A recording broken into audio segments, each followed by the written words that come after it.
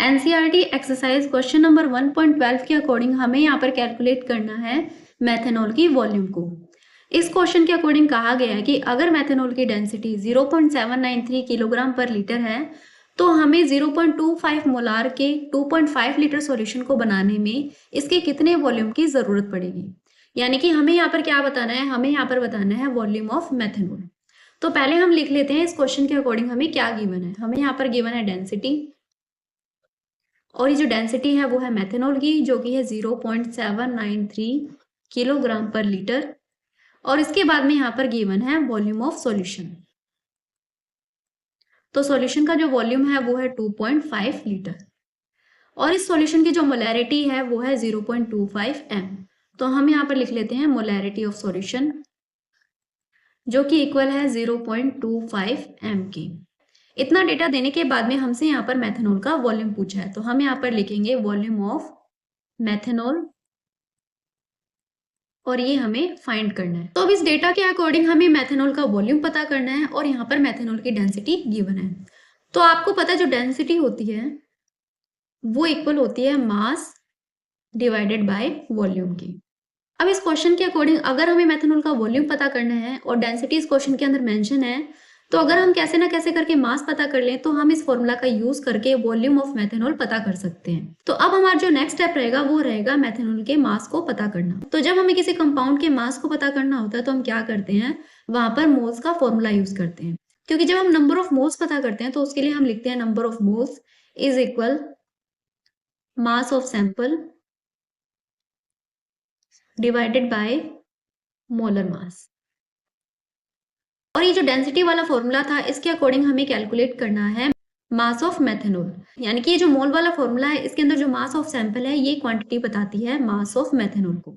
तो अभी हमें क्या पता होनी चाहिए, अभी हमें पता होनी चाहिए नंबर ऑफ मोल्स, और साथ में पता होना चाहिए मोलर मास। और मेथनॉल का जो मोलर मास होता है वो होता है 32। इसे आप कैलकुलेट भी कर सकते हो।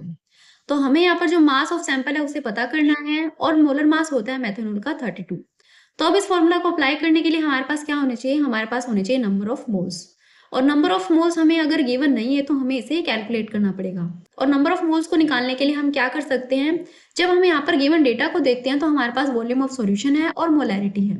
तो इसका मतलब हम यहाँ पर मोलैरिटी का फॉर्मूला यूज करके नंबर ऑफ मोल्स पता कर सकते हैं। तो हम यहाँ पर लिखते हैं molarity is equal number of moles of solute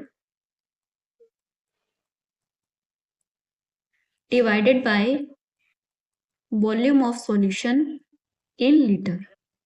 तो ये हमारे पास फॉर्मूला होता है मोलैरिटी का। अब इस क्वेश्चन के अकॉर्डिंग हमारे पास जो मोलैरिटी है वो है 0.25। तो हम यहाँ पर लिखते हैं 0.25 is equal number of moles of solute, और इस क्वेश्चन के अकॉर्डिंग जो सोल्यूट है वो है मेथनॉल। यानी कि ये वाले जो नंबर ऑफ मोल्स है ये हमें पता करने हैं। तो हम यहाँ पर मोल्स लिख देते हैं और इसे डिवाइड करेंगे volume of solution in litre से। हमारे इस क्वेश्चन के डेटा के अकॉर्डिंग जो सॉल्यूशन का वॉल्यूम है वो है 2.5 लीटर। तो हम यहाँ पर लिखते हैं 2.5। तो जब हम इसे सॉल्व करते हैं तो हमारे पास जो नंबर ऑफ मोल्स है वो आते हैं 0.625। इसका मतलब है इस सॉल्यूशन के अंदर जो मेथनॉल की नंबर ऑफ मोल्स है वो है 0.625। अब हमें नंबर ऑफ मोल्स पता चल चुके हैं तो हम क्या करेंगे, ये वाला जो फॉर्मूला है इसे यूज करेंगे।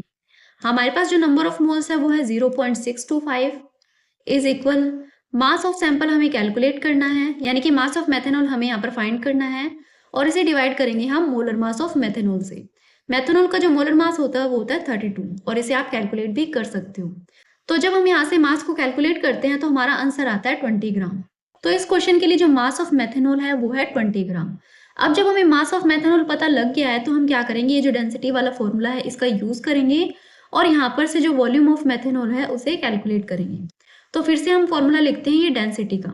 तो अगर हम इस फॉर्मूला को लेकर वॉल्यूम ऑफ मेथनॉल कैलकुलेट करना है तो ये फॉर्मूला बनेगा volume of methanol is equal mass of methanol divided by density of methanol। तो यहाँ पर जो मास ऑफ मेथनॉल है वो है 20 ग्राम, और यहाँ पर जो डेंसिटी ऑफ मेथनॉल है वो है 0.793 किलोग्राम पर लीटर। लेकिन हमें ये जो डेंसिटी है इसे कन्वर्ट करना पड़ेगा ग्राम के अंदर। तो जब हम इस किलोग्राम को ग्राम में कन्वर्ट करेंगे तो हमारे पास जो डेंसिटी है वो आएगी 793 ग्राम पर लीटर। तो यहाँ पर हम लिखते हैं 793 ग्राम पर लीटर।